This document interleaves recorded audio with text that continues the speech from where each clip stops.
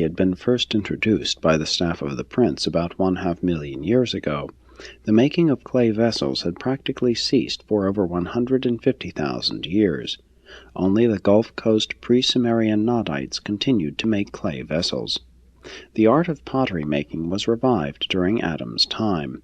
The dissemination of this art was simultaneous with the extension of the desert areas of Africa, Arabia, and Central Asia, and it spread in successive waves of improving technique from Mesopotamia out over the Eastern Hemisphere.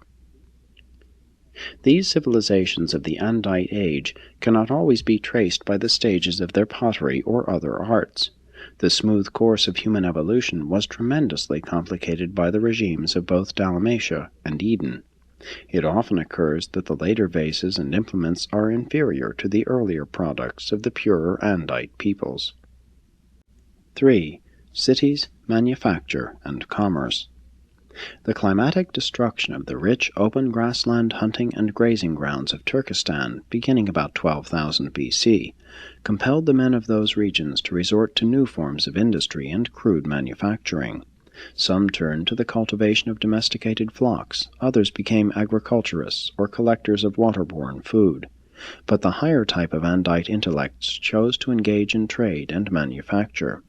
It even became the custom for entire tribes to dedicate themselves to the development of a single industry. From the valley of the Nile to the Hindu Kush, and from the Ganges to the Yellow River, the chief business of the superior tribes became the cultivation of the soil, with commerce as a sideline. The increase in trade and in the manufacture of raw materials into various articles of commerce was directly instrumental in producing those early and semi-peaceful communities which were so influential in spreading the culture and the arts of civilization. Before the era of extensive world trade, social communities were tribal, expanded family groups. Trade brought into fellowship different sorts of human beings, thus contributing to a more speedy cross-fertilization of culture.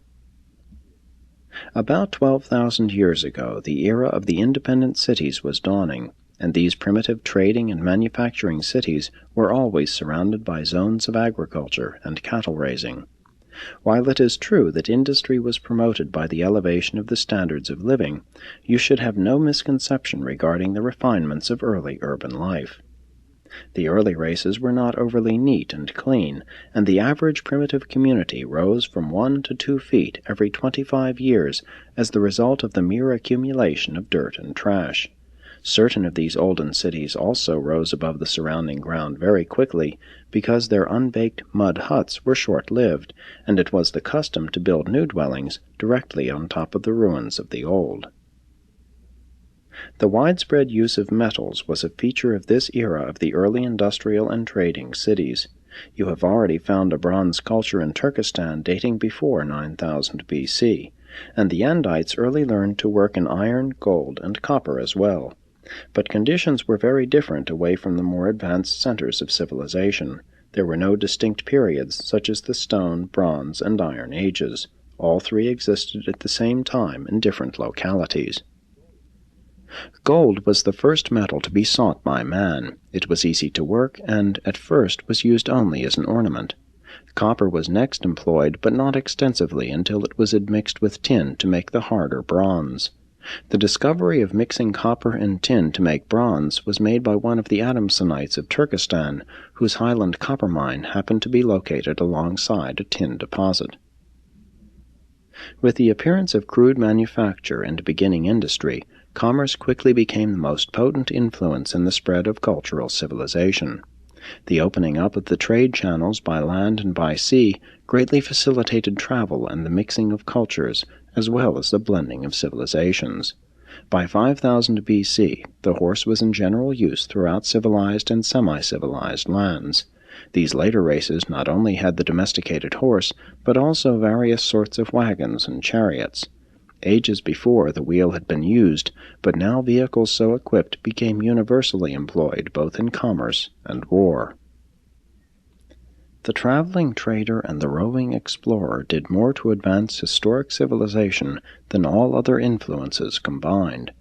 Military conquests, colonization, and missionary enterprises fostered by the later religions were also factors in the spread of culture, but these were all secondary to the trading relations, which were ever accelerated by the rapidly developing arts and sciences of industry. Infusion of the Adamic stock into the human races not only quickened the pace of civilization, but it also greatly stimulated their proclivities toward adventure and exploration, to the end that most of Eurasia and northern Africa was presently occupied by the rapidly multiplying mixed descendants of the Andites. 4. The mixed races. As contact is made with the dawn of historic times, all of Eurasia, northern Africa, and the Pacific Islands is overspread with the composite races of mankind, and these races of today have resulted from a blending and reblending of the 5 basic human stocks of Urantia. Each of the Urantia races was identified by certain distinguishing physical characteristics. The Adamites and Nodites were long-headed, the Andanites were broad-headed. The Sanghic races were medium-headed, with the yellow and blue men tending to broad-headedness. The blue races, when mixed with the Andanite stock, were decidedly broad-headed. The secondary Sanghics were medium to long-headed. Although these skull dimensions are serviceable in deciphering racial origins, the skeleton as a whole is far more dependable. In the early development of the Urantia races, there were originally 5 distinct types of skeletal structure. 1. Andonic, Urantia aborigines. 2. Primary Sanghic, red, yellow, and blue. 3. Secondary Sanghic, orange, green, and indigo. 4. Nodites, descendants of the Dalmatians. 5. Adamites, the violet race. As these 5 great racial groups extensively intermingled, continual mixture tended to obscure the Andonite type by Sanghic hereditary dominance. The Lapps and the Eskimos are blends of Andonite and Sanghic blue races. Their skeletal structures come the nearest to preserving the aboriginal Andonic type. But the Adamites and the Nodites have become so admixed with the other races that they can be detected only as a generalized Caucasoid order. In general, therefore, as the human remains of the last 20,000 years are unearthed, it will be impossible clearly to distinguish the 5 original types. Study of skeletal structures will disclose that mankind is now divided into approximately 3 classes. 1. The Caucasoid, the Andite blend of the Nodite and Adamic stocks, further modified by primary and some secondary Sanghic admixture and by considerable Andonic crossing. The Occidental white races, together with some Indian and Turanian peoples, are included in this group. The unifying factor in this division is the greater or lesser proportion of Andite inheritance. 2. The Mongoloid, the primary Sanghic type, including the original red, yellow, and blue races. The Chinese and Amerinds belong to this group. In Europe, the Mongoloid type has been modified by secondary Sanghic and Andonic mixture, still more by Andite infusion. The Malayan and other Indonesian peoples are included in this classification, though they contain a high percentage of secondary Sanghic blood.